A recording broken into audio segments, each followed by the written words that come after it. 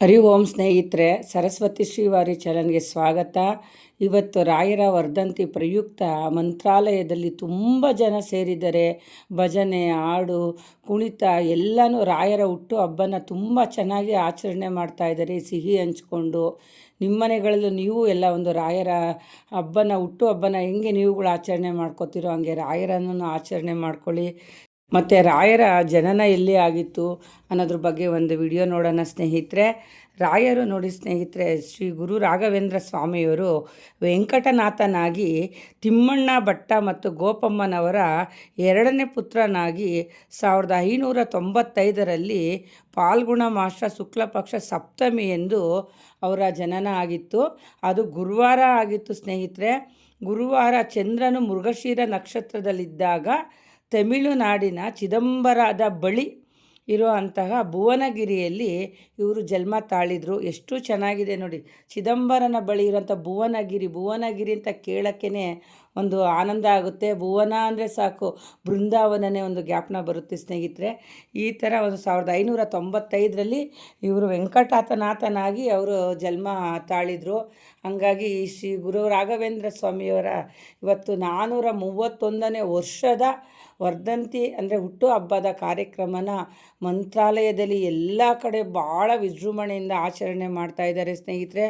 ಒಂದು ತಿಂಗಳಿಂದನೂ ಈ ಒಂದು ಕಾರ್ಯಕ್ರಮ ಎಲ್ಲ ಮಠಗಳಲ್ಲಿ ಮನೆಗಳಲ್ಲಿ ಭಾಳ ಚೆನ್ನಾಗಿ ಮಾಡ್ಕೊಬಂದಿದ್ದಾರೆ. ನೀವು ಮನೆಗಳಲ್ಲಿ ಸರಳವಾಗಿಯೇ ಆ ರಾಘವೇಂದ್ರ ಸ್ವಾಮಿಯವ್ರ ವಿಜೃಂಭಣೆ ಯಾವತ್ತೂ ಕೇಳಲ್ಲ.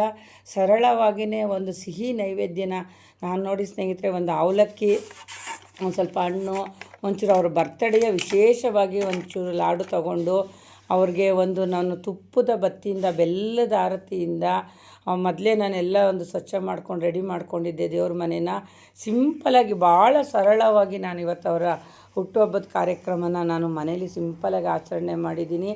ಆನಂತರ ಅವ್ರಿಗೆ ಬೆಲ್ಲದಿಂದ ಒಂದು ಆರತಿ ಮಾಡಿ ಅವರಲ್ಲಿ ನಾವೊಂದು ಸಂಕಲ್ಪ ಮಾಡಿ ಕೇಳ್ಕೊಬೇಕು. ಅವ್ರು ಹುಟ್ಟಿದ ದಿನ ಇವತ್ತು ಹುಟ್ಟೋ ಮಕ್ಳಿಗೆಲ್ಲ ಭಾಳ ಅದೃಷ್ಟವಂತರಾಗಿರ್ತಾರೆ, ಯಾಕಂದರೆ ಅವ್ರ ರಾಯರು ಹುಟ್ಟಿದಂಥ ಒಂದು ದಿನ ಆಗಿದೆ. ಹಾಗಾಗಿ ಗುರುವಾರ ಇನ್ನೂ ತುಂಬ ಚೆನ್ನಾಗಿ ಮಾಡ್ತಾರೆ. ಇವತ್ತು ಅವರು ಒಂದು ಡೇಟ್ ಇರೋದರಿಂದ ಇವತ್ತು ಆರಾಧನೆನ ಎಲ್ಲ ಕಡೆಯೂ ಚೆನ್ನಾಗಿ ಮಾಡ್ತಾಯಿದ್ದಾರೆ ಸ್ನೇಹಿತರೆ. ನೀವು ಮನೆಗಳಲ್ಲಿ ಒಂದು ಹೂವುಗಳಿಂದ ಒಂದು ಅರ್ಚನೆ ಮಾಡಿ ಓಂ ಶ್ರೀ ರಾಘವೇಂದ್ರಾಯ ನಮಃ ಅಂತ ಹೇಳ್ಕೊಂಡು ಒಂದು ಅವಲಕ್ಕಿನೋ, ಒಂದು ಬಾಳೆಹಣ್ಣು, ಒಂದು ಕಲ್ಸಕ್ರೆನೋ, ನಿಮ್ಮ ಯಥಾಶಕ್ತಿ ಏನಾಗುತ್ತೋ ಆ ಸ್ವಾಮಿಗೊಂದು ಅರ್ಪಿಸಿ ಆ ಒಂದು ಮಂತ್ರ ಜಪ ಎಲ್ಲ ಹೇಳ್ಕೊಳ್ಳಿ. ನೋಡಿ, ನಿಮ್ಮ ಅದೃಷ್ಟನೇ ಬದಲಾಗ್ಬಿಡುತ್ತೆ. ನೀವು ಅಂದ್ಕೊಂಡಿದ್ದ ಕೆಲಸ ಎಲ್ಲ ಆಗುತ್ತೆ.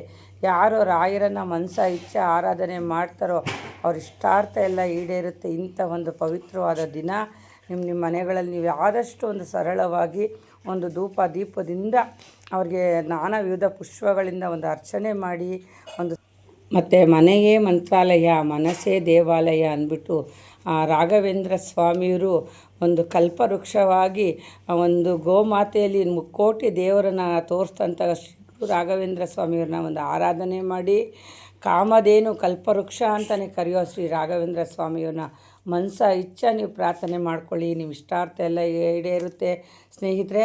ತಪ್ಪದೆ ಇವತ್ತು ಎಲ್ಲರೂ ಒಂದು ರಾಯರ ಮಠಕ್ಕೆ ಹೋಗಿ ಬನ್ನಿ, ರಾಯಪ್ಪನ ಆರಾಧನೆ ಮಾಡಿ.